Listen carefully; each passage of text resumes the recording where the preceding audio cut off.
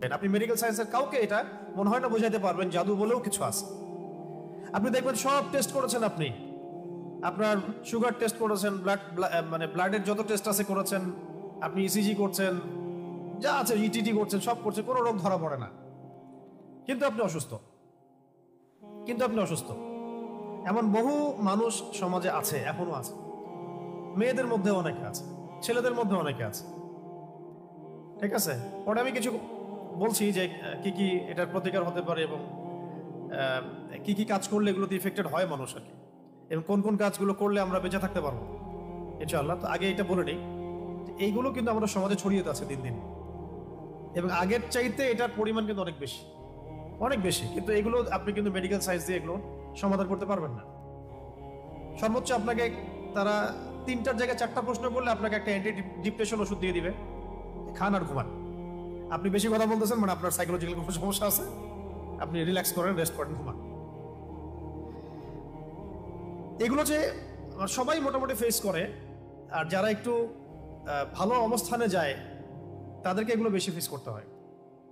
এটা এগুলো শুধু সেহেরের কথা, এর সাথে আছে আইন, মানে মানুষের চোখ লাগা, এবং হাসাদ এবং হিংসা। 3টা শব্দ বললাম, সেহের, আইন, হাসাদ। সেহের, আইন, হাসাদ। সেহের তো সেহের বুঝলেন, জাদু। আইন মানে মানুষের বদনজর। হ্যাঁ, এই যে অপলক দৃষ্টিতে তাকায় থাকেন, এটাতেও ক্ষতি আছে, এটাতেও ক্ষতি থাকতে পারে। ফেসবুকে, অনলাইনে, ছবিতে, ভিডিওতে মানুষের তো ভাইরাল হওয়ার ধান্দা বেশি আর কি। এর মধ্যে যে কত ক্ষতি আছে এটা তো আমরা বুঝতে পারি না। আর এই ক্ষতিগুলো মোকাবেলা করার জন্য যে ইমান, আমল আর যে লাইফস্টাইল, যে তাসকিয়া এগুলো দরকার হয়, সেগুলো আমরা আবার হাসিল করতে চাই না, কিন্তু আমরা চাই যে আমরা ভাইরাল হয়ে যাই। মানুষ শো অফ করতে চায়, দেখাতে চায়, বডি দেখায়, জিম করে আসলাম, এটা দেখায়, ওইটা দেখায়, নিজের ফ্যামিলিকে দেখায় আমি খুব সুখে আছি, আমি খুব ভালো আছি। এই যে শো অফ করতে করতে দেখা যায় ওইগুলো আস্তে আস্তে চলে গেছে জীবন থেকে। এগুলো কিন্তু কোনো সাইন্টিফিক কারণে হয় না, সেহের, আইন, হাসাদের কারণে হয়। সেহের, আইন, হাসাদের কারণে হয়। তো আগে আমরা সূরাটাকে শিখি, তারপরে আমি এই বিষয়গুলোর সলিউশনগুলো বলবো ইনশাআল্লাহ শেষে। এখন এবার নবী সাল্লাল্লাহু আলাইহি ওয়াসাল্লাম তাকেও ক্ষমা করে দিলেন, এবং তখন সাহাবীদেরকে তিনি বললেন, আজকে রাতে আমার উপরে এমন 2টা সূরা নাযিল হয়েছে, এই সূরা 2টা তাওরাত, জাবুর, ইনজিল কোথাও নাই, এরকম সূরা মিসাল নাই। তারপরে আরেকজন সাহাবী বলেছেন ঝড় হচ্ছিল, একদিন ঝড়ের মধ্যে আমরা নবী সাল্লাল্লাহু আলাইহি ওয়াসাল্লামকে হারাই ফেললাম, তিনি কোথায়? তো তারা একটু আশঙ্কিত বোধ করলেন, আমাদের নবীজি কোথায় চলে গেলেন। একটু পরে তিনি এসে বললেন যে আমার কাছে এমন 2টা সূরা আল্লাহ রাব্বুল আলামিন নাযিল করেছেন, যে এই সূরা 2টা যদি কেউ পাঠ করে, মানে সকাল সন্ধ্যায় নিয়মিত পাঠ করে, ইনশাআল্লাহ তাকে আল্লাহ পাক সব ধরনের ক্ষতি থেকে হেফাজত করবেন, কামা ক্বালা আলাইহিস সালাম। এরকম কাছাকাছি একটা অর্থ আছে। আর নবী সাল্লাল্লাহু আলাইহি ওয়াসাল্লাম নিজের আমল ছিল এরকম যে তিনি এই সূরা 2টার সাথে সূরা ইখলাসকে অ্যাড করে, এই সূরা 2টার সাথে সূরা ইখলাসকে অ্যাড করে, সূরা ইখলাস নিয়ে আমরা আলাদা দার্স করব ইনশাআল্লাহ। ওইটা আলাদা প্রসঙ্গ, তো এটা আলাদা প্রসঙ্গ, এই জন্য আমি আজকে নিয়ে আসিনি সূরা ইখলাসকে। সূরা ফালাক, নাস এবং ইখলাস এই 3টাকে একসাথে তিনি রাতের বেলা পড়তেন ঘুমানোর সময়। প্রথমে পড়তেন সূরা ইখলাস একবার, আবার বিসমিল্লাহ সহ সূরা ফালাক একবার, আবার বিসমিল্লাহ সহ সূরা নাস একবার। হাত দুটো একত্রিত করে ফু দিয়ে মাথা থেকে নিয়ে পুরো সারা গা তিনি মাসাহ করতেন। এই কাজটা তিনি 3বার করতেন। এই কাজটা কয়বার করতেন? 3বার করতেন। এছাড়াও তিনি পড়তেন সূরা আয়াতুল কুরসি পড়তেন, ওই তাসবিহে ফাতিমি তাসবিহ আমরা যেটা বলি, 33 বার সুবহানাল্লাহ, 33 বার আলহামদুলিল্লাহ, 34 বার আল্লাহু আকবার। সূরা মুলক পড়ার কথা এসেছে, এবং সূরা বাকারার শেষের আয়াতগুলো, সূরা আল ইমরানের শেষের আয়াতগুলো, এগুলো রাতের বেলার আমল। এগুলো নবী সাল্লাল্লাহু আলাইহি ওয়াসাল্লামের নিয়মিত আমল ছিল। এছাড়াও প্রত্যেক দিন সকালে, মানে বাদ ফজর, এবং সন্ধ্যায় বাদ মাগরিব, অনেকে বাদ আসরও বলেন, দুটোই ঠিক আছে, বাদ ফজর বা বাদ আসর বা বাদ মাগরিব আপনার সুবিধা অনুযায়ী 3বার করে সূরা ফালাক, সূরা নাস, সূরা ইখলাস। আগে সূরা ইখলাস, তারপর সূরা ফালাক, তারপর নাস। এভাবে 3বার করে পড়লে ইনশাআল্লাহ তাআলা, ইনশাআল্লাহ আযজা ওয়া জাল, ওই ব্যক্তিকে এই ধরনের কোনো সেহের, কোনো আইন, কোনো হাসাদ, কোনো ক্ষতি করতে পারবেন ইনশাআল্লাহ। কোনো অবস্থায় যখন কোনো কাজ হচ্ছিল না, তখনই তারা এই অস্ত্র বেছে নেয়, দূর থেকে জাদু করা, হ্যাঁ, তন্ত্রমন্ত্র দিয়ে জাদু করা, যাতে সাপও মরে লাঠিও না ভাঙে। অনেকটা এমন বিষয় যে আপনার শত্রুকে আপনি চিনতেও পারবেন না, কিন্তু আপনি ক্ষতিগ্রস্ত হচ্ছেন। দেখবেন সম্পত্তি নিয়ে ক্যাচাল, তারপরে পারিবারিক ক্যাচাল, কিন্তু সামনাসামনি আপনার সাথে লড়ার মতো তার সেই কলিজা নাই, কিন্তু পিছন থেকে কিন্তু আপনাকে জাদু করলে বা সেহের আইন হাসাতে গেলে তখন আপনি ক্ষতিগ্রস্ত হচ্ছেন, আপনি চিনতেও পারছেন না কে আপনার ক্ষতি করছে। এটা তো অদৃশ্যের জগৎ, আপনি দেখতে পাচ্ছেন না। ঠিক আছে, এখানে প্রাসঙ্গিক একটা কথা বলে দিই, যারা এই কাজগুলো করে তারা একটা পরম্পরা মেনটেন করে এই কাজগুলো করে। কারণ ইবলিসের হায়াত অনেক লম্বা, সে পৃথিবীর ইতিহাস জানে কখন কোথায় কি হয়েছে। সে ভবিষ্যৎ হয়তো জানে না, অতীত সে জানে যে কখন কোথায় কি হয়েছে। ইবলিসের বহু অনুসারী আছে এবং এগুলো সবাই জিন, এগুলো সবাই কি জিন। আমাদের একজন স্কলারকে দেখলাম সেদিন, শোনেন এটা আবার অন্যভাবে নিয়েন না কথাটা, আমাদের একজন স্কলারকে আমরা দেখলাম যে উনি কোন একটা বয়ানে বলছেন, আমি নাম মেনশন করছি না, যে আমি যে বয়ান করছি আমার বয়ানের মধ্যে অনেক জিন শ্রোতাও আছে, উনি বললেন এক জায়গায়। তো দেখলাম অনলাইনে খুব ট্রল করলো তাকে নিয়ে কয়েকজন, এই দেখো কি বলতেছে, উদ্ভট কথা। কিন্তু তিনি যা বলেছেন এটা সত্য হতেই পারে, দার্সে জিন বসতেও পারে, মসজিদে নামাজে জিনরা নামাজ পড়তেই পারে। রাসূলুল্লাহ সাল্লাল্লাহু আলাইহি ওয়াসাল্লাম তায়েফ থেকে যখন তাকে তাড়িয়ে দেওয়া হয়েছে, নির্মমভাবে নির্যাতন করা হয়েছে, কারনুল মঞ্জিল নামক জায়গায় তিনি নামাজ পড়ছিলেন, জিনরা তার তেলাওয়াত শুনে ইসলাম কবুল করেছে। এখন ভালো জিন আছে না, ভালো জিনও আছে, অনেক জিন আছে আপনাকে মহব্বত করতে পারে কি ভাই অনেক জিন আছে আপনাকে মহব্বতও করতে পারে। মহব্বত মানে ওই অর্থে না, ভালো অর্থে। তারা তাদের মধ্যে, তারা তো উম্মতে মুহাম্মাদের অংশ, এবং এই কোরআন এই শরিয়া তাদের জন্য নাকি, এই কোরআন তাদের জন্য না। তো তাদের মধ্যে যেমন ভালো জিনও আছে, ঠিক তেমনি খারাপ জিনও আছে, খারাপদের সংখ্যাই বেশি। ওই খারাপ জিনগুলো ওই সিলসিলা মেনটেন করে জাদুবিদ্যা যত তন্ত্র মন্ত্র এবং যা উপকরণ এগুলো প্রোভাইড করে এমন কিছু মানুষের কাছে, যে মানুষগুলো জাদুবিদ্যার চর্চা করে। মনে রাখবেন, জাদু কখনো জিনের সাহায্য ছাড়া করা সম্ভব না, জাদু কখনো জিনের সাহায্য ছাড়া করা সম্ভব না। তন্ত্রমন্ত্র দিয়ে তারা জিনকে তাবে করে, বশ করে, এবং সেই জিনের ইবাদত করা তারা শুরু করে, জিনের জন্য নজর করে, জিনের জন্য মানত করে, জিনের জন্য পশু কুরবানি করে, জিনকে সেজদা করে, মানে জিনকে পাওয়ার চেষ্টা করে তারা। এবং জিনদেরকে আল্লাহ পাক কিছু ক্ষমতা দিয়েছেন, যে ক্ষমতাগুলো একটু এক্সট্রাঅর্ডিনারি আমাদের চাইতে। তো এইগুলোকে কাজে লাগিয়ে বেসিক্যালি এই জাদুগুলো করা হয়। বিচ্ছেদের জাদুর পিছনে একটা জিন থাকতে পারে, কারো দেখা গেল যে মানে সুস্বাস্থ্য নষ্ট করার জাদু করা হতে পারে। হ্যাঁ, কারো দেখা যেতে পারে এরকম যে এমন কোনো জাদু করা হয়েছে যে তার যেন সম্পদ ধ্বংস হয়ে যায়, তার বাচ্চা যেন ক্ষতিগ্রস্ত হয়, তার জানের জন্য কোনো ক্ষতি হয়, এরকমও জাদু করা হতে পারে।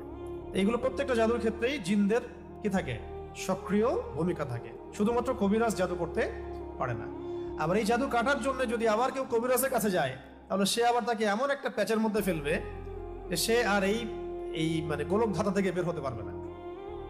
তখন একজনকে তারা আরেকজনকে তারা দমানোর চেষ্টা করে, একজনকে তারা আরেকজন জিনকে থামানোর চেষ্টা করে, কিন্তু এই পুরো ফিতনাটাকে মোকাবেলা করতে পারে শুধুমাত্র কোরআনের আয়াত এবং রাসূল সাল্লাল্লাহু আলাইহি ওয়াসাল্লামের শেখানো আমল এবং রুকিয়া এবং সহিহ মাসনুন তরিকাগুলো।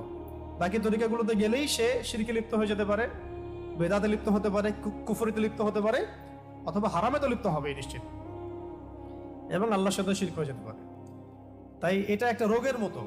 এটা কি একটা রোগের মতো। রোগ হলে যেমন আমরা মেডিসিন নেই, আল্লাহর কাছে দোয়া করি, শেফার চেষ্টা করি, ঠিক এইরকমই কেউ যদি সেহের আইন হাসাদে আক্রান্ত হয়ে যান, আল্লাহ না করুন, আল্লাহ পাক আমাকে আপনাদের সবাইকে হেফাজত করেন, সেক্ষেত্রে এই মাসনুন তরিকাগুলোর মধ্য দিয়ে যেতে হবে।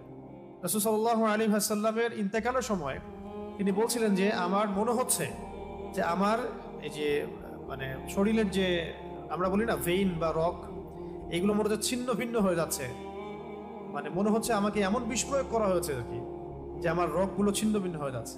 এটা হচ্ছে ওই খায়বার যুদ্ধে নবী সাল্লাল্লাহু আলাইহি ওয়াসাল্লাম যখন জিতলেন, মানে জয়লাভ করলেন, তখন মহিলা গোশতের মধ্যে বিষ মিশিয়ে দিয়েছিলেন নবীজিকে খেতে।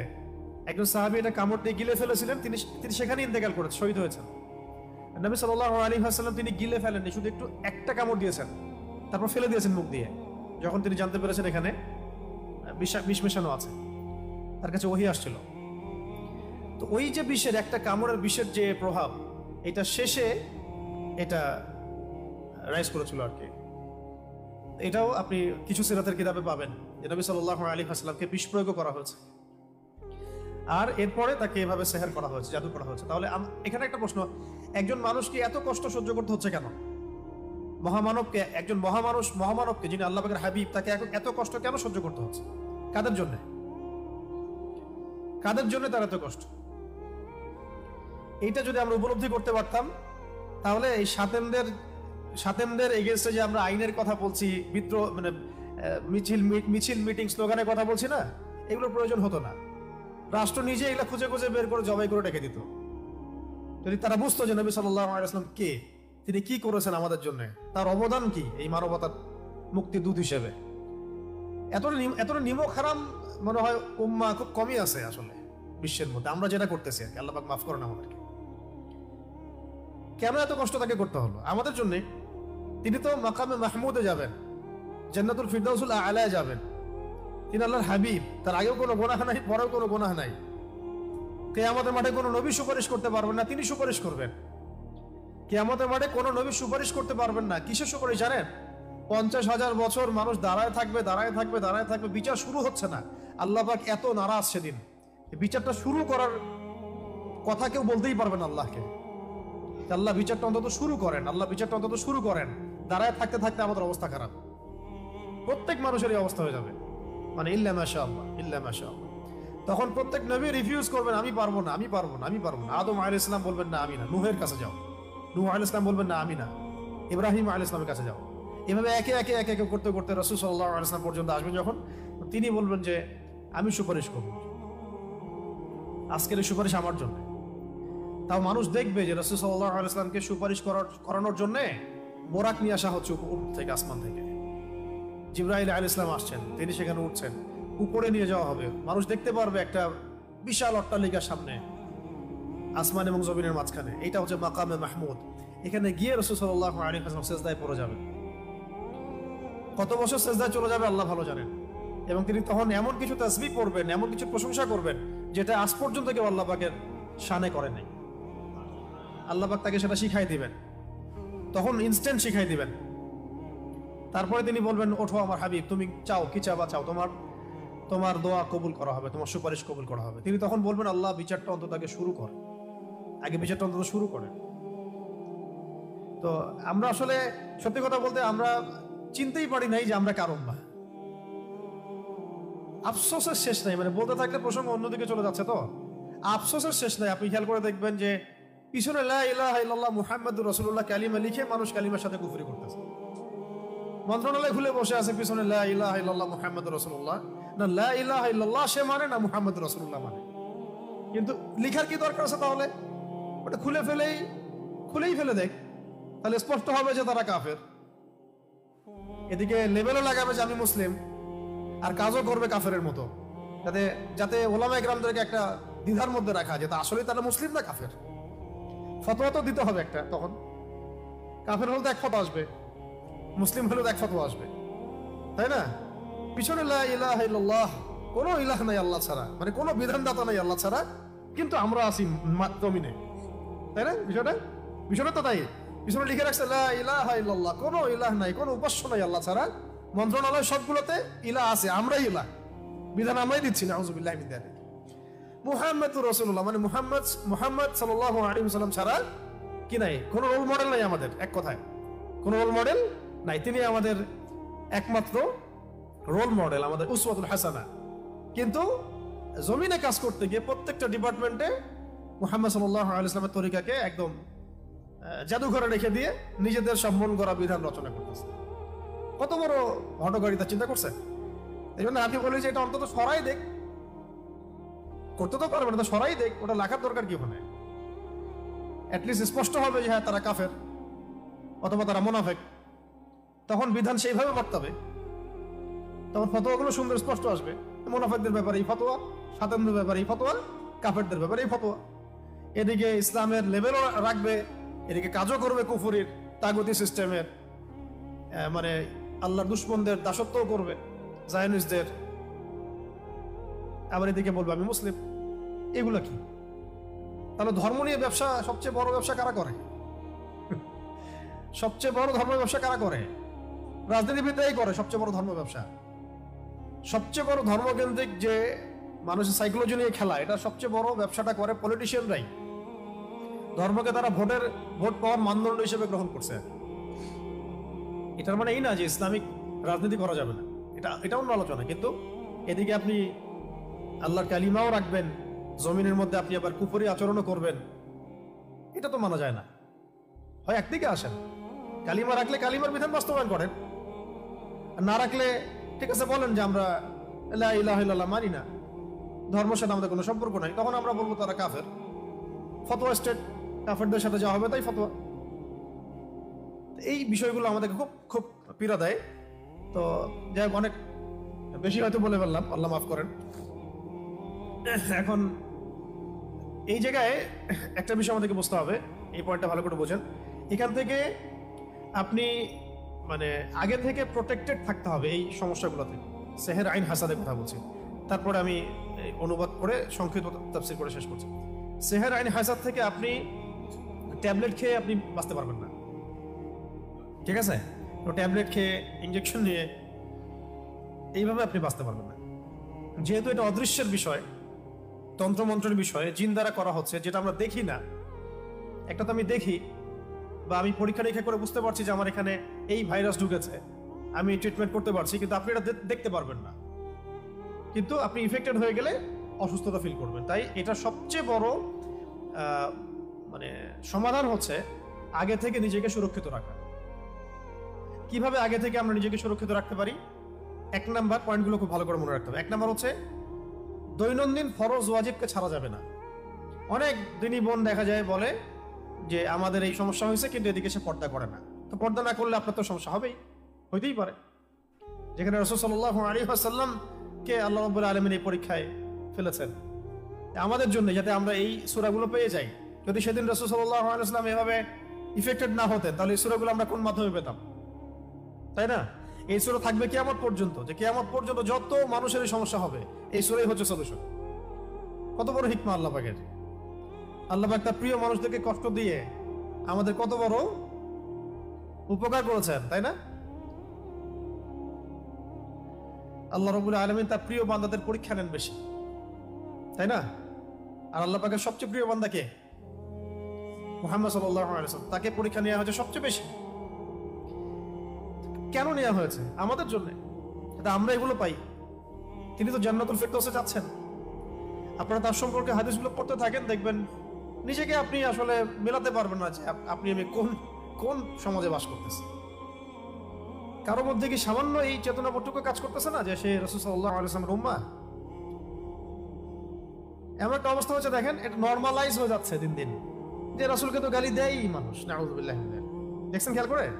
আগে একটা গালি দিলে তখন সবাই একসাথে প্রতিবাদ করত। আস্তে আস্তে আস্তে ব্যাপারটাকে নরমালাইজ করা হয়। ঠিক যেমন রিবা, সুদ প্রথম দিকে যখন চালু হয়েছে তখন মানুষ এটাকে খুব প্রতিবাদ করেছে। আস্তে আস্তে এমন নরমাল হলো তো পুরো ওয়াজিব হয়ে গেছে। এখন আল্লাহ পাক বলছেন, কুল, হে নবী আপনি পড়ুন। কি পড়ুন? আপনি পড়ুন আউযু বিরাব্বিল ফালাক, আউযু বিরাব্বিল ফালাক। আউযু মানে আমি আশ্রয় প্রার্থনা করছি। কুল মানে বলুন, আউযু মানে আমি আশ্রয় প্রার্থনা করছি। বিরব্বি মানে রবের নিকটে, বিরব্বি মানে রবের নিকটে। আল ফালাক মানে হচ্ছে সকাল, আল ফালাক মানে সকাল। একটা আগে ওয়ার্ড বাই ওয়ার্ড শিখেন। কুল মানে বলুন, কুল মানে আউযু মানে আমি আশ্রয় প্রার্থনা করছি, এক বচন। আউযু মানে আমি আশ্রয় প্রার্থনা করছি, আর নাউযু মানে আমরা আশ্রয় প্রার্থনা করছি। বিরব্বি রবের নিকটে, আল ফালাক মানে সকাল।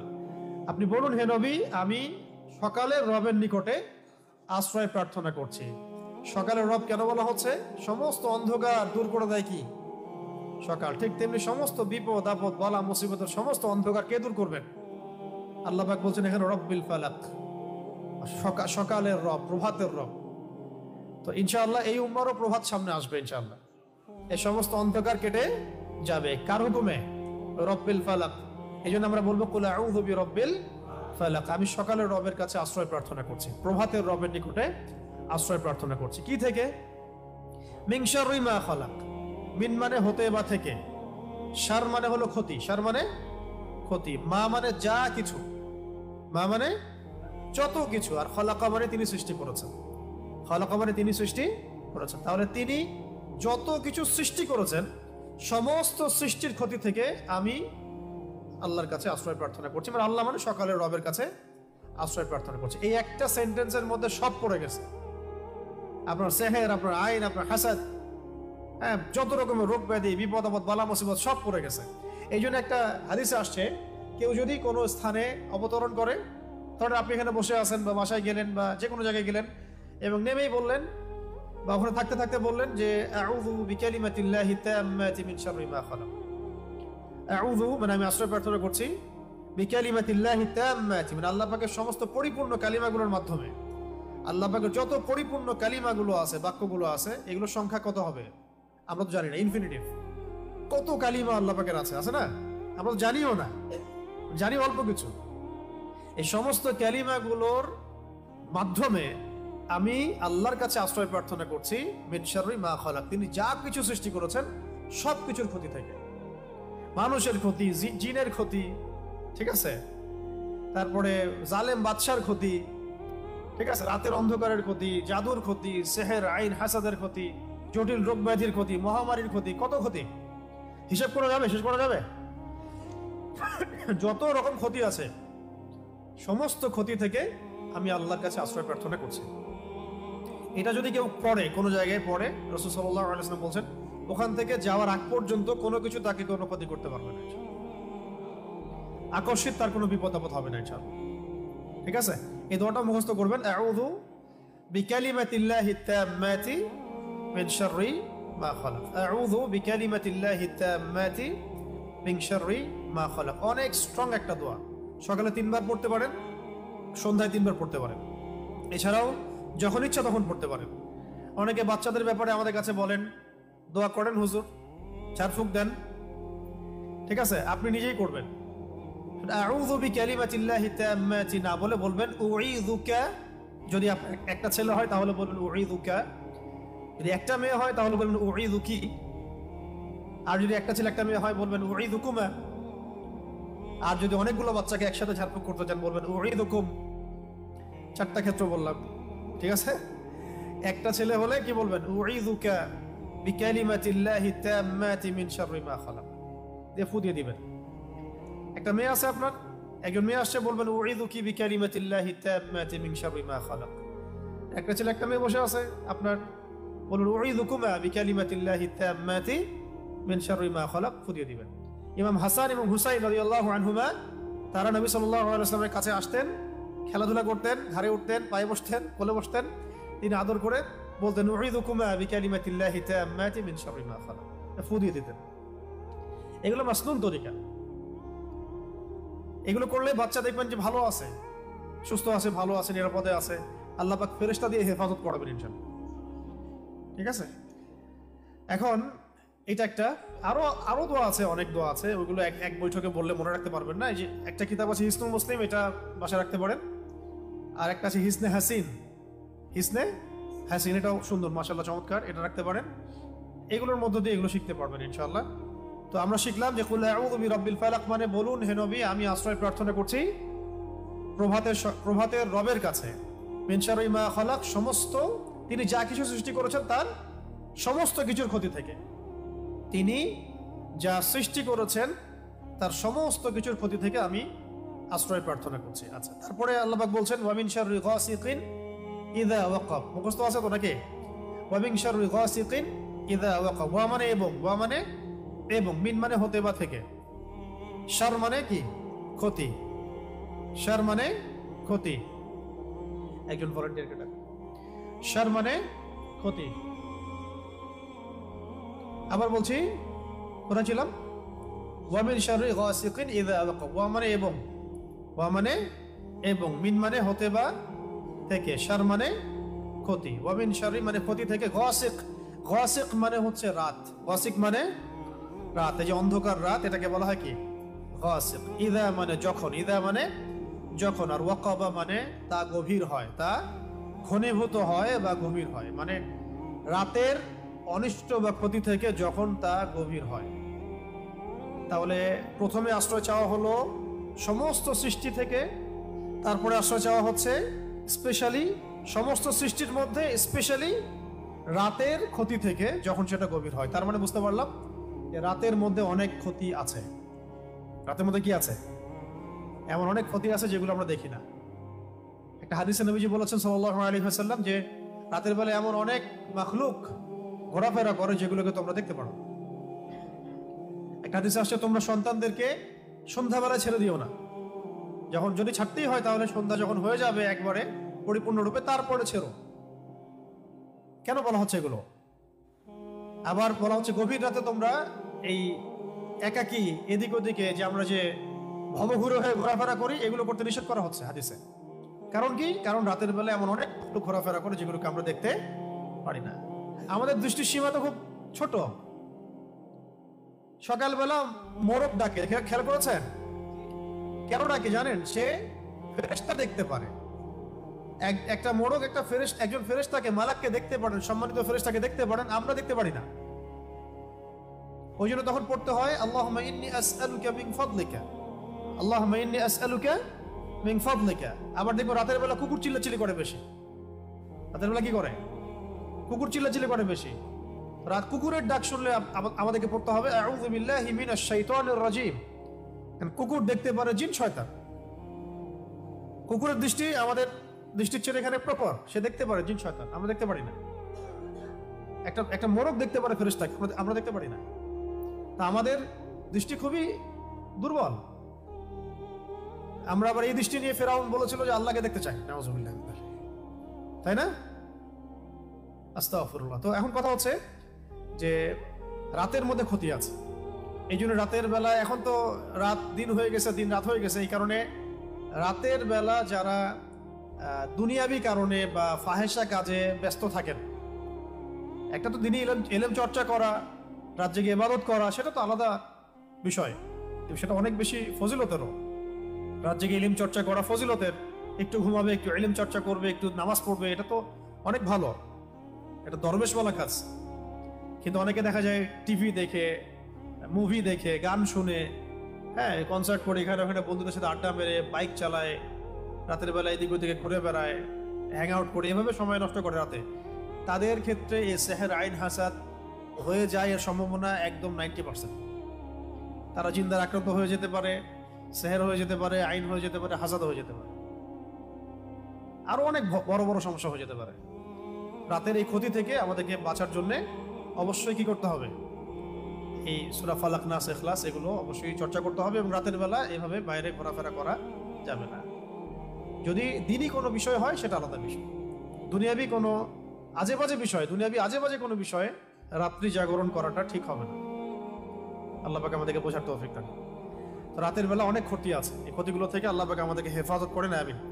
4 নম্বর আয়াতে আল্লাহ পাক বলেছেন ওয়ামিন, এটা ভালো করে বুঝেন, ওয়ামিন শাররিন নাফাসাতি ফিল উকাদ, ওয়ামিন শাররিন, এটা আয়াতটা ভালো করে পড়বেন, ওয়ামিন শাররিন নাফাসাতি ফিল উকাদ। অনেকে নাফাসাত পড়ে ফেলেন, সিন নাই এখানে, সা আছে। ওয়ামিন শাররিন নাফাসাতি ফিল উকাদ, ওয়া মানে এবং, মিন মানে হতে বা থেকে, আর শার মানে তো ক্ষতি। নাফাসাত শব্দটা হচ্ছে স্ত্রীবাচকের বহুবচন, স্ত্রীবাচক শব্দের বহুবচন। এটা দ্বারা বোঝানো হচ্ছে যে জাদু করেনি মহিলা, জাদু করেনি নারীদের কথা বলা হচ্ছে, জাদু করেনি নারীদের কথা বলা হচ্ছে। এটা কিন্তু প্রমাণিত যে এই বিষয়গুলোতে নারীরা বেশি অগ্রগামী হয়। খুব সতর্ক, নারীদের ফিতনা কিন্তু মারাত্মক। ইন্না কাইদাকুন্না আযীম, আল্লাহ পাক বলেছেন তোমাদের ষড়যন্ত্র কিন্তু মহান। মহান মানে বিশাল, মারাত্মক। তো এখনো গ্রামে গঞ্জে বিভিন্ন জায়গায় আপনি দেখবেন যে নারীরা এগুলোর সাথে বেশি সম্পৃক্ত হয়ে যাচ্ছে, জাদু চর্চা করছে ইত্যাদি ইত্যাদি। আগে থেকে এটা ছিল। আল্লাহ পাক এখানে মুআন্নাস শব্দ প্রয়োগ করেছেন যে গ্রন্থিতে, ওকদ, ওকদ মানে হচ্ছে গ্রন্থি, গিট, রশি বা দড়ির গিট। তাহলে আয়াতের অর্থ হচ্ছে যে গ্রন্থিতে ফুৎকার দানকারী, মানে ফু দেয়, যে ফু দেওয়া, গ্রন্থিতে মানে গিটে ফুৎকার দানকারিনী নারীদের অনিষ্ট থেকে। বোঝানো হচ্ছে এমন জাদু করেনি মহিলাদেরকে যারা গিটের মধ্যে ফু দিয়ে দিয়ে জাদু করে। বুঝতে পারছি? এমন নারীদের অনিষ্ট থেকে আল্লাহ পাক আমাদেরকে আশ্রয় যেতে বলছেন যারা গিটের মধ্যে ফু দিয়ে দিয়ে দিয়ে জাদু করে। ঠিক নবী সাল্লাল্লাহু আলাইহি ওয়াসাল্লামের ক্ষেত্রে কি হয়েছিল? এই 11টা গিট দেওয়া হয়েছিল, চুলে 11টা গিট দেওয়া হয়েছিল। এই চুলের কথা বলতে গিয়ে একটা কথা মাথায় আসছিল, তখন ভুলে গেছিলাম। এই যেখানে সেখানে সেলুনে যে চুল কাটি আমরা, এইগুলো তো একটু ঝুঁকি আছে। মানে চুলগুলো কখন কোথায় কি হচ্ছে, আপনার কোন দুষ্পর আপনার চুল নিয়ে চলে যাবে, আপনি তো টের পাচ্ছেন না। ব্যাপারটা বুঝতে পারছেন? তো এই বড় বড় ওলামা একরাম যারা আমি আগে দেখেছি, শুনেছি যে তারা কিন্তু বাসায় চুল কাটতেন এবং চুল মাটিতে পুঁতে ফেলতেন, কাউকে দিতেন না, দেখতে দিতেন না। কে জানে আবার শত্রুতা করে কেউ যদি চুল নিয়ে চলে যায়, আপনার শত্রু ডানে বামে থাকতে পারে, আপনি তো বুঝতে পারবেন না। তো যাই হোক, এত বেশি আবার ভয়ের কিছু নাই, কিন্তু ব্যাপারটা কনসিয়াসনেস থাকা দরকার যে চুল মেয়েরাও যেখানে সেখানে ফেলে দিচ্ছে। জাদু চুল দিয়ে করা যায় আর কি, করেও সাধারণত। চুল দিয়ে করলে মাথায় ইফেক্ট হবে। আবার অনেক সময় দেখা যায়, আমরা দেখেছি যে মেয়েরা চুল বিক্রি করতেছে। গ্রামাঞ্চলে দেখবেন, খেয়াল করে চুলগুলো কালেক্ট করে বিক্রি করে তারা, আবার পটচুলা বানায় সেগুলো দিয়ে। মারাত্মক, এগুলো ডেঞ্জারাস কাজ আর কি, যে কোনো সময় ক্ষতিগ্রস্ত হয়ে যেতে পারে। তো এখানে বোঝানো হচ্ছে যে এই গ্রন্থিতে ফুৎকার দানকারিনী মহিলাদের অনিষ্ট থেকে আমি আশ্রয় প্রার্থনা করছি। ঠিক আছে? আর শেষের আয়াতে বলা হচ্ছে ওয়া মিন শাররি হাসিদিন ইযা হাসাদ। ওয়া মানে এবং, মিন মানে হতে, আগে জানলেন। শার মানে কি? ক্ষতি। হাসিদ মানে হিংসুক। হাসিদ মানে হিংসুক, মানে যে হিংসা করে। ইসমে ফাইল এটা, যে হিংসা করে। ইযা মানে যখন, হাসাদা মানে সে হিংসা করে। মানে হিংসুকের অনিষ্ট থেকে যখন সে হিংসা করে, হিংসুকের অনিষ্ট থেকে যখন সে হিংসা করে। হিংসা ঈর্ষা কিন্তু এক না। যেমন একজনের মাশাআল্লাহ সম্পত্তি আছে, আপনি আকাঙ্ক্ষা করছেন যে আমারও যদি হতো, আমিও আল্লাহর পথে দান করতাম। এটা ঈর্ষা করা, এটা বৈধ জায়েজ। কিন্তু আপনি এভাবে যদি চিন্তা করেন যে ওর সম্পদ ধ্বংস হয়ে যাক, ওর এই মানে অবস্থান ধ্বংস হয়ে যাক, আল্লাহ পাক তাকে বড় করতেছেন কেন, তার গা জ্বলতেছে, সে কিভাবে বড় হয়ে গেল, গা জ্বলতেছে, এগুলো যে হিংসা, এটা তো নিজে বোঝাই যায়, নিজের বিবেকই বলে দেয় যে সে হিংসা করছে কিনা। হিংসা করার সাথে সাথে নুন নষ্ট হয়ে যায়। হিংসার আগুন বলে না, হিংসার অনল বলে না কথা একটা, ঈর্ষার অনল, হিংসার অনল। আসলে ব্যাপারটা অনলই, আগুনই। হাদিসের মধ্যে এসেছে, যদি কোনো ব্যক্তি হিংসা করে, একজন ব্যক্তি কাউকে হিংসা করে, তাহলে তার নেক আমলগুলো ধ্বংস হয়ে যায়, ঠিক যেইভাবে আগুন কাঠকে খেয়ে ফেলে। আগুন যেভাবে কাঠকে খেয়ে ফেলে, এইভাবে হিংসা নেক আমলকে খেয়ে ফেলে। তাই যখন কেউ হিংসা যদি কেউ করে ফেলি, আল্লাহ না করুক, আমাদেরকে আল্লাহ পাক এখান থেকে হেফাজত করেন, যদি কেউ করে ফেলে, আপনি নিজেই বুঝতে পারবেন যে আপনার ভিতরটা জ্বলতেছে। এটা কিসের আগুনে জ্বলতেছে? হিংসার আগুনে জ্বলতেছে। এবং এই জ্বলা থেকে দাড়ি টুপিওয়ালা মানুষরাও বাদ নাই। ঠিক আছে? কোনো কোনো ক্ষেত্রে অগ্রগামী হইতে পারে, বেশি জ্বলে।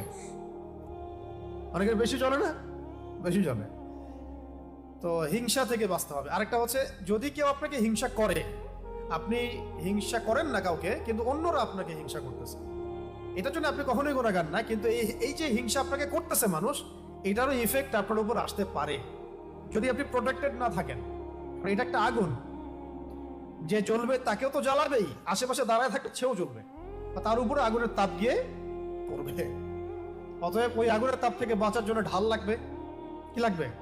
এই ঢাল বা সুরক্ষাই হচ্ছে আমাদের এই সূরাগুলা, দোয়াগুলা, আমাদের আজকারগুলা, আমাদের নামাজ, আমাদের তিলাওয়াত, এগুলো হচ্ছে আমাদের প্রোটেকশন। তাহলে এই হলো মূলত সূরা ফালাকের 5টা আয়াতের অর্থ। এই 5টা আয়াতে আমরা জানতে পারলাম যে আল্লাহ পাক আমাদেরকে বলেছেন, মানে নবীকে বলেছেন, মানে আমাদেরকে বলেছেন যে বলো আমি আশ্রয় প্রার্থনা করছি সকালে রবের নিকটে। সকালে রব কেন? যিনি সমস্ত অন্ধকার দূর করে দেন। মিন শাররি মা খালাক, তিনি যত কিছু সৃষ্টি করেছেন সমস্ত কিছুর ক্ষতি থেকে। আর ওয়া মিন শাররি গাসিকিন ইযা ওয়াকাব, খাস করে এই রাতের ক্ষতি থেকে যখন সেটা গভীর হয়, রাতের ক্ষতি থেকে যখন সেটা গভীর হয়। আর এবং গ্রন্থিতে ফুৎকার দানকারিনী মহিলাদের অনিষ্ট থেকে, জাদুকরিনী নারীদের অনিষ্ট থেকে, এবং হিংসুকের অনিষ্ট থেকে যখন সে হিংসা করে। এই 5টা আয়াতে এই কয়েকটা বিষয় আছে। কয়টা বিষয় আছে তাহলে? এক হচ্ছে সমস্ত সৃষ্টির অনিষ্ট, 2 খাস করে রাতের অনিষ্ট, রাতের অনিষ্ট যখন সেটা গভীর হয়, 3 আসছে জাদুকরিনী মহিলাদের ফিতনা, 4 আসছে হিংসুকের ফিতনা। ঠিক আছে? এরপরে সূরাটার সাথে রিলেটেড, কানেক্টেড। এখানে আবার আল্লাহ পাক বলেন কুল আউযু বিরাব্বিন নাস। হে নবী, আপনি আরো বলুন যে আমি আশ্রয় প্রার্থনা করছি। আপনি বলুন আমি আশ্রয় প্রার্থনা করছি কার কাছে? রব্বিন নাস, রব্বিন নাস, মানুষের রবের কাছে, মানুষের রবের কাছে। মানুষ তো এখানে দুর্বল না, মানুষ ফেরেশতাকে দেখতে পারে না, জিনকে দেখতে পারে। এই যে প্রথমে যে ক্ষতিগুলা, না আমরা অন্ধকার রাতের ক্ষতি দেখতে পারি, না জিনকে দেখতে পারি, না সেহের দেখতে পারি, না হিংসা দেখতে পারি, দেখতে পারি? এটা সব অদৃশ্যের ক্ষতি। অদৃশ্যের ক্ষতি না, অদৃশ্যের ক্ষতি। তো একটা হলো শত্রু সামনে আছে, আপনি দেখছেন, ফাইট করছেন। সামনে ধরেন জিহাদের মাঠে আপনি আছেন, সামনে একটা কাফের, আপনি দেখছেন একজন কাফের, সে যেভাবে আপনাকে আক্রমণ করবে, আপনি সেভাবে আপনি নিজেকে বাঁচাবেন বা আপনি আক্রমণ করবেন। একটা হচ্ছে আপনি দেখতেই পাচ্ছেন না আপনার শত্রু কোথায়। তাহলে এই অদৃশ্য শত্রুর বিরুদ্ধে আপনাকে কে সাহায্য করতে পারে? একমাত্র সেই সত্তা যিনি দৃশ্য অদৃশ্য সব দেখতে পারে, তাই না? এই অদৃশ্য শত্রুর বিরুদ্ধে সাহায্য করতে পারে একমাত্র সেই সত্তা যিনি দৃশ্য অদৃশ্য সমস্ত জ্ঞান রাখেন। সেই সত্তা আল্লাহ ছাড়া আর কে আছে? কেউ আছে? তো এই কারণেই এই সমস্ত ক্ষতিগুলো দেখবেন অদৃশ্যের ক্ষতি। কিন্তু তো এখানে বলা হচ্ছে রব্বিন নাস, মানুষের রব, মানুষের রবের কাছে আশ্রয় প্রার্থনা করছি। মালিকিন নাস, শুধু রবই নন, তিনি মানুষের মালিক, তিনি মানুষের মালিক, মানুষের মালিকের কাছে। ইলাহিন নাস, তিনি মানুষের ইলাহ, মানুষের ইলাহের নিকটে। তিনটা কথা, তিনটা সম্বোধন বিশেষণ আসলো এখানে। কুল, বলুন হে নবী, আউযু, আমি আশ্রয় প্রার্থনা করছি, বিরব্বিন নাস, মানুষের রবের নিকটে, মালিকিন নাস, মানুষের মালিকের নিকটে, ইলাহিন নাস, মানুষের ইলাহের নিকট। কয়টা বিশেষণ? আল্লাহ পাকের বিশেষণ হচ্ছে এখানে রব্বিন নাস, মালিকিন নাস, ইলাহিন নাস। আর এর আগে সূরা আছে কি? রব্বিল ফালাক। চারটা বিশেষণ আসছে, তাই না? আচ্ছা, কি থেকে এতগুলো সম্বোধন করে, কি থেকে আশ্রয় চাচ্ছি? আগে তো একটা সম্বোধন করা হয়েছে, আউযু বিরব্বিল ফালাক, একটা বিশেষণ বলে বাকি চারটা থেকে আশ্রয় প্রার্থনা করা হয়েছে। এখন তিনটা বিশেষণ আসলো এখানে। তিনটা বিশেষণ আসা মানে একটা শক্তিশালী শত্রু আমার পিছনে আছে, যার থেকে আমরা আশ্রয় চাচ্ছি। সেটা কি? সেটা হলো মিন শাররিল ওয়াসওয়াসিল খান্নাস। মিন শাররিল ওয়াসওয়াসিল খান্নাস, এইটা যার মধ্যে, এই রোগ যার মধ্যে আছে বা এটা যাকে ধরেছে, তার আর কোনো রোগের দরকার নেই। এই ক্ষতি যাকে গ্রাস করেছে বা করছে, আল্লাহ না করুক, আল্লাহ হেফাজত করেন, তার আর কোনো রোগের দরকার নেই, কোনো সমস্যার দরকার নেই। এই সমস্যাই কাফি তার জীবন ধ্বংস করার জন্য। সেটা কি? মিন শাররি, অনিষ্ট থেকে, ওয়াসওয়াস, কুমন্ত্রণা দাতার, কুমন্ত্রণা দাতার, ওয়াসওয়াসা দাতার, আল খান্নাস মানে আত্মগোপনকারী, আত্মগোপনকারী, কুমন্ত্রণা দাতার ক্ষতি থেকে, আত্মগোপনকারী, কুমন্ত্রণা দাতার ক্ষতি থেকে। যে আত্মগোপনকারী মানে নিজেকে সে গোপন করতে পারে, আপনি দেখতে পারবেন না। কুমন্ত্রণা দাতা মানে সে আপনার অন্তরের মধ্যে সবসময় প্রভাব বিস্তার করতে পারে, আপনার এর উপর কোনো কন্ট্রোল নাই। ঠিক আছে? আর অন্তরের উপর যদি শয়তান কন্ট্রোল নিয়ে নেয় আর ওয়াসওয়াসা দিতে থাকে, তাহলে সেই ব্যক্তির পক্ষে ভালো কাজ করতে থাকলেও দেখা যায় সে ওয়াসওয়াসার রোগে ভুগতে থাকে। এটা কি হইলো, ওইটা কি হইলো না, এটা হইলো কিনা, এটা এটা ঠিক হচ্ছে কিনা, ওইটা ঠিক হচ্ছে কিনা। ভালো একটা কাজ করতেছে কিন্তু ওয়াসওয়াসা, এটা তো ভালোর কথা বললাম, আর খারাপ তো সারা ওয়াসওয়াসা আসতেই থাকে মাথার মধ্যে। পাপের ওয়াসওয়াসা, মানুষের ক্ষতির ওয়াসওয়াসা, হিংসার ওয়াসওয়াসা, হ্যাঁ, গোপন পাপের ওয়াসওয়াসা, অলসতা, আল্লাহর আদেশ অমান্য করার ওয়াসওয়াসা, অবাধ্যতার ওয়াসওয়াসা। এটা যাকে গ্রাস করেছে আর কি, এই ওয়াসওয়াসিল খান্নাস, তার আর কোনো ক্ষতির দরকার না, এটাই তার জীবন ধ্বংস করতে পারে। এই জন্য এত স্ট্রং সম্বোধন সামনে করা হচ্ছে বারবার। হে মানুষের রব, এক কথায় হে মানুষের মালিক, হে মানুষের ইলাহ, মানে আপনি আমাকে এটা থেকে বাঁচান। ব্যাপারটা এরকম, ব্যাপারটা এরকম, ঠিক আছে? আল্লাযী ইউওয়াসউইসু ফি সুদুরিন নাস, কারণ তার শক্তিটা কি? আল্লাযী মানে যে, ইউওয়াসউইসু মানে ওয়াসওয়াসা দেয়, ফি মানে মধ্যে, সুদুর মানে হৃদয়, বক্ষ বা হৃদয়, আর নাস মানে মানুষের। যে মানুষের হৃদয়ের মধ্যে ওয়াসওয়াসা দিতে পারে, যে মানুষের হৃদয়ের ভিতরে ওয়াসওয়াসা দিতে পারে। এটা কি মেডিকেল সায়েন্স বিশ্বাস করবে? হৃদয়ের মধ্যে ওয়াসওয়াসা আসে কেউ দেয়, এরকম কোনো সত্তা আছে যে এসে আমার হৃদয়ে ওয়াসওয়াসা দিয়ে যায়?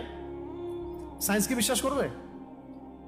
দেখছেন কিভাবে আমরা গডলেস ওয়ার্ল্ডে ঢুকে গেছি আস্তে আস্তে। পশ্চিমারা আমাদেরকে এইভাবে সাইকোলজিক্যালি নাস্তিক বানাই ফেলছে। কিন্তু তো শয়তান মানুষের হৃদয়ের ভিতরে ওয়াসওয়াসা দিতে পারে, শয়তান মানুষের হৃদয়ের ভিতরে ওয়াসওয়াসা দিতে পারে। আল্লাযী ইউওয়াসউইসু ফি সুদুরিন নাস, যে মানুষের হৃদয়ের মধ্যে ওয়াসওয়াসা দেয়। আর হৃদয়ের ওয়াসওয়াসা তো আমি দেখতে পাচ্ছি না, প্রতিহত করতে পারছি না, আমি তার সাথে ফাইট করতে পারছি না, কোন দিক দিয়ে আসছে, ডানে বামে উপর নিচে, আমি দেখতেও পাচ্ছি না। যেমন নামাজের ক্ষেত্রে বলা হচ্ছে, নামাজ একটা হাদিস আসছে, নামাজের মধ্যে ওয়াসওয়াসা আসলে একজন সাহাবী বলছিলেন আমার নামাজের মধ্যে একটু এদিক ওদিকে খেয়াল আসে, ওয়াসওয়াসা আসে, বিভিন্ন রকম চিন্তা আসে। নবীজি বললেন যে আউযু বিল্লাহিস সামিউল আলিম মিনাশ শাইতানির রাজিম পড়ে বাম দিকে 3 বার এভাবে থুতু ফেলার ভান করো। থুতু ফেলার দরকার নেই আবার মুসল্লির গায়ে, তখন আবার মুসল্লি নামাজ শেষ করে আপনাকে ধরবে, এমনি ভান করা আর কি, ঠিক আছে? তো এটা করতে করতে ওই রোগটা চলে যায়। এমনিতেও যদি কারো ওয়াসওয়াসা রোগ থাকে, আউযু বিল্লাহিস সামিউল আলিম মিনাশ শাইতানির রাজিম পড়তে থাকলে এটা চলে যাবে। কারণ এটা এমন একটা সত্তার পক্ষ থেকে আসতেছে যাকে আমি দেখতে পাচ্ছি না। নিজেকে সে আত্মগোপন করতে পারে, লুকিয়ে ফেলতে পারে, সে আমাকে দেখতে পারে, আমি তাকে দেখতে পারি না, ঠিক আছে? জিন শয়তান আমাদেরকে নজর করতে পারে, আমরা দেখতে পারি না। এই জন্য এমন একজন সত্তার কাছে, রবের কাছে আমি আশ্রয় নিচ্ছি যিনি তাকে দেখতে পারেন এবং এই ক্ষতি থেকে আমাকে বাঁচাতে পারেন। আল্লাযী ইউওয়াসওয়িসু ফি সুদুরিন নাস, মানুষের হৃদয়ে যে ওয়াসওয়াসা দেয়, মিনাল জিন্নাতি ওয়ান নাস, মিনাল জিন্নাতি ওয়ান নাস। মিন মানে হতে, জিন্নাত মানে কি? জিন্নাত মানে জিন জাতি, আর নাস মানে মানুষের। তাহলে মানুষের মধ্য থেকে এবং জিনের মধ্য থেকে, মানুষের মধ্য থেকে এবং জিনের মধ্য থেকে।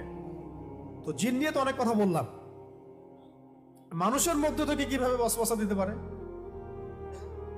এটারও অনেক প্রমাণ আমাদের সামনে আশপাশে আসবে। চলতে ফিরতেই বুঝতে পারবেন যে আপনি ভালো কাজ করতে যাচ্ছেন, দিনের পথে চলতে যাচ্ছেন, জিন যতটা না আপনাকে বাধা দিবে, মানুষ শয়তান আরো বেশি বাধা দিবে। মিনাল জিন্নাতি ওয়ান নাস, শয়তান কয় প্রকার তাহলে? জিন শয়তান আছে, আবার মানুষ শয়তান আছে। কখনো কখনো মানুষ শয়তান মানে জিন শয়তানকে দমন করা সহজ, কখনো কখনো জিন শয়তানকে দমন করাটা সহজ। আয়াতুল কুরসি পড়েন, জিন শয়তান পালা চলে যাবে। কিন্তু আয়াতুল কুরসি আপনি পড়েন, মানুষ শয়তান পালাবে না, ঠিক আছে? তো মানুষ শয়তানকে দমন করাটা একটু কঠিন। তো শয়তান 2 প্রকার, মাথায় রাখতে হবে, জিন শয়তান, মানুষ শয়তান। উভয় শয়তানের পক্ষ থেকে আল্লাহ, উভয় শয়তানের মানে ক্ষতি থেকে আমি আল্লাহ পাকের কাছে আশ্রয় প্রার্থনা করছি। এই সূরার মধ্যে কতগুলো বিষয় আসছে? প্রথমে 4টা বিষয়, তারপরে আবার কয়টা বিষয়? হ্যাঁ, 2টা বা 3টা বিষয়, মোট এই 6টা-7টা বিষয় থেকে এই 2টো সূরাতে আশ্রয় চাওয়া হয়েছে, যেগুলো আমরা বাহ্যিক জ্ঞান দিয়ে এগুলোকে আমরা ডিল করতে পারবো না বা এদের সাথে আমরা ফাইট করতে পারবো না। এই সূরা 2টো শোয়ার সময় আমল করা, সাথে সূরা ইখলাস থাকবে, সকাল সন্ধ্যায় আমল করা, এবং প্রত্যেক ফরজ নামাজের পরে আমল করা। প্রত্যেক ফরজ নামাজের পরে অন্তত একবার করে পড়া, সকাল সন্ধ্যায় 3 বার করে, আর ফরজ নামাজের পরে কয়বার করে? 1 বার করে। এছাড়াও যখন তখন চলতে ফিরতে যখন তখন আপনি সূরা ফালাক, নাস, ইখলাস পড়তে পারেন। এবং আমি একটা হাদিস এটাও পেয়েছিলাম যে রাসূল সাল্লাল্লাহু আলাইহি ওয়াসাল্লাম তাহাজ্জুদের নামাজে যখন উঠতেন, তখনও মাঝে মাঝে তাহাজ্জুদের নামাজে তিনি 2 রাকাত নামাজে প্রথম রাকাতে সূরা ফালাক, তারপরে ইখলাস, সূরা নাস পড়েছেন। প্রথম রাকাতে সূরা ফালাক, দ্বিতীয় রাকাতে সূরা নাস পড়েছেন। এটা আমল করতে পারেন রাতের বেলা উঠে, এটা আমল আছে মাসনুন। তো এর উপর আমল করা তৌফিক আল্লাহ পাক আমাদের সবাইকে দান করেন, এবং এই সমস্ত ক্ষতিগুলো থেকে আল্লাহ পাক থেকে হেফাজত করেন। একটা সময় আসবে যখন আল্লাহ পাক আল কোরআনকে পৃথিবী থেকে উঠিয়ে নেবেন। তো সেই দিন আসার আগেই কোরআন শেখার চেষ্টা করি আমরা, ইনশাআল্লাহ। 600 পৃষ্ঠার এই কিতাবের মধ্যে মোট 30 পারা আছে। কত পারা? এই 30 পারার মধ্যে 1 পারা মুখস্থ আছে কার কার? হাত উঁচু করেন দেখি। অন্তত 1 পারা মুখস্থ আছে কার কার? হাফেজি মাদ্রাসায় পড়েন নাই এমন, কিন্তু 1 পারা মুখস্থ আছে। যারা হাফেজি কোনো মাদ্রাসায় পড়েন নাই, তারপরেও 1 পারা মুখস্থ আছে, এমন কেউ আছেন? মাস্টার্স পাস করেছেন এমন কয়জন আছেন? অনেকেই আছেন। তো এই যে মাস্টার্স পাস করতে আমরা যে মোটামুটি কত বছর লাগাইলাম? 25 বছর তো লাগাইছে মনে হয় না? এই 25 বছরে আমাদেরকে কি 1 পারা শিখাইছে তারা? সিলেবাসে ছিল? সুবহানাল্লাহ। অনার্স পাস করতে মিনিমাম 20 বছর তো লেগেছে। এই 20 বছরে কি আমাদেরকে 1 পারা শিখিয়েছে তারা? এই হলো অবস্থা। এদিকে বিশেষ ক্যাডার হয়েছে, কিন্তু 1 পারা কোরআন মুখস্থ নাই। ডক্টর হয়েছেন অনেকেই, 1 পারা কোরআন মুখস্থ নাই। একবার এক ডক্টর আমাকে বলছিলেন, অনেক বড় ডক্টর ঢাকার, তিনি বলছিলেন যে আচ্ছা আদান সাহেব, কোরআন কি পড়া খুব জরুরি নাকি?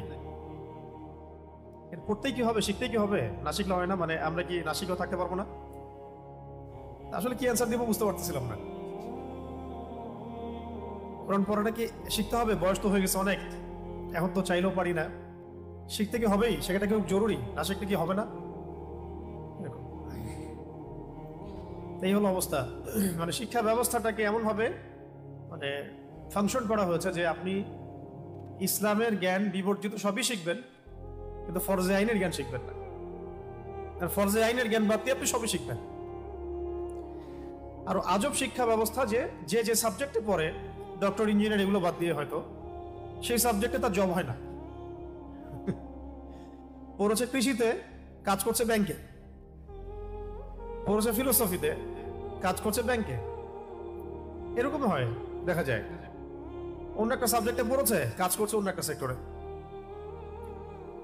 যাই হোক, এগুলো নিয়ে পরে কথা হবে ইনশাআল্লাহ। এগুলো কথা বললে অনেক লম্বা সময় চলে যায়।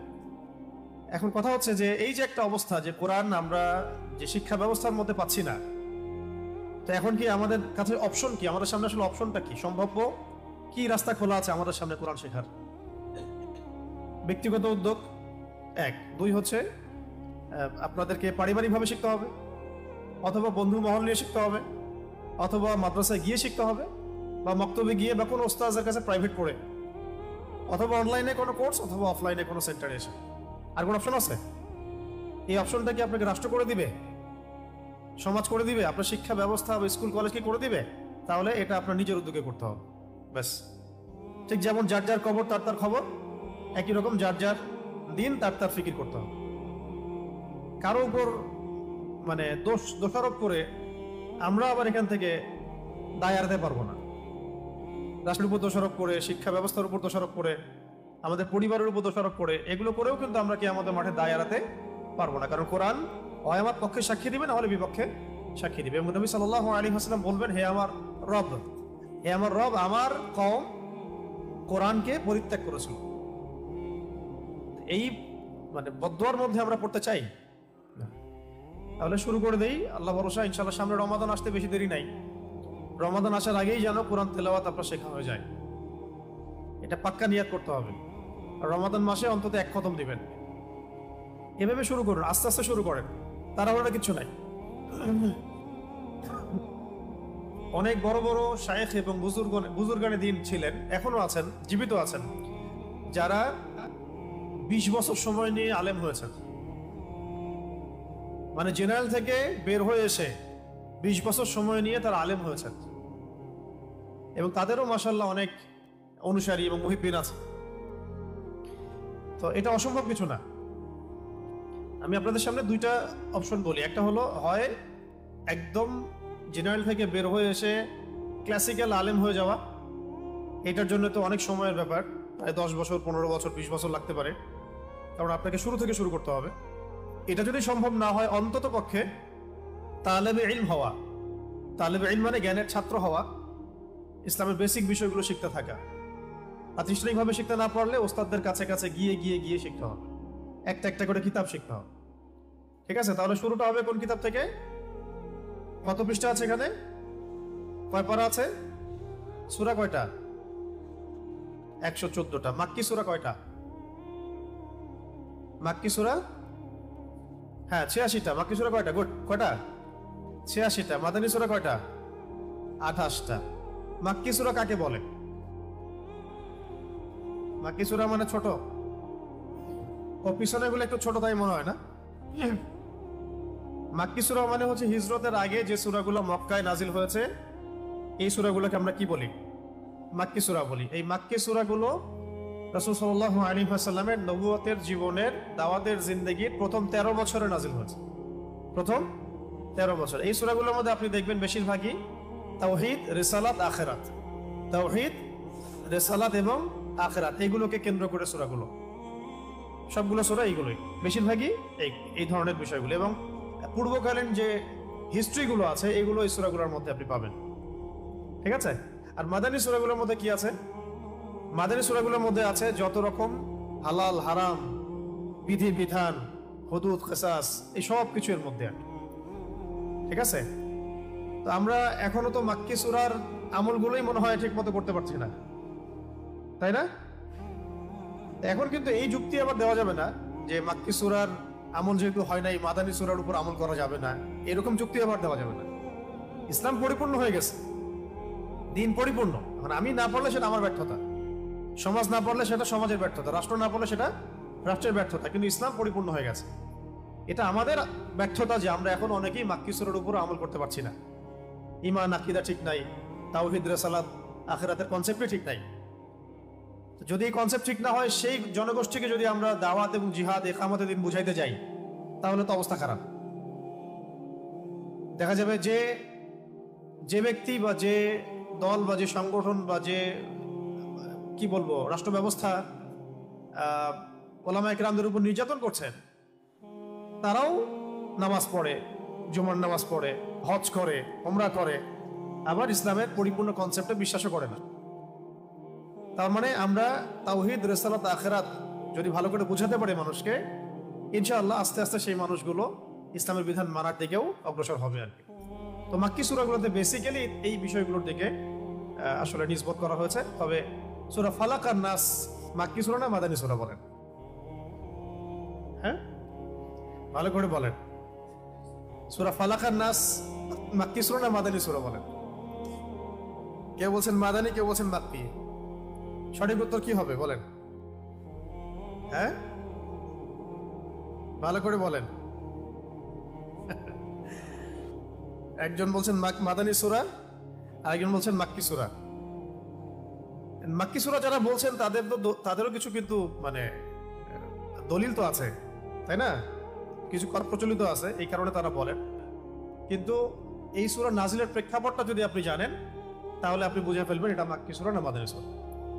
তা আমরা ওখান থেকে আসি। প্রথমে আসি আমরা সূরা ফালাক আর নাস। গরম পানি, বিসমিল্লাহ,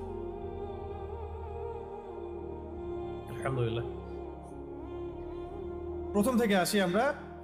একটা সূরা যখন আপনি পড়বেন, আচ্ছা এটা পড়ার নিয়মটা বলে দিই। সূরা যখন আপনি পড়বেন, বিশুদ্ধ তিলাওয়াত আগে হবে, তারপরে আপনি পড়বেন শাব্দিক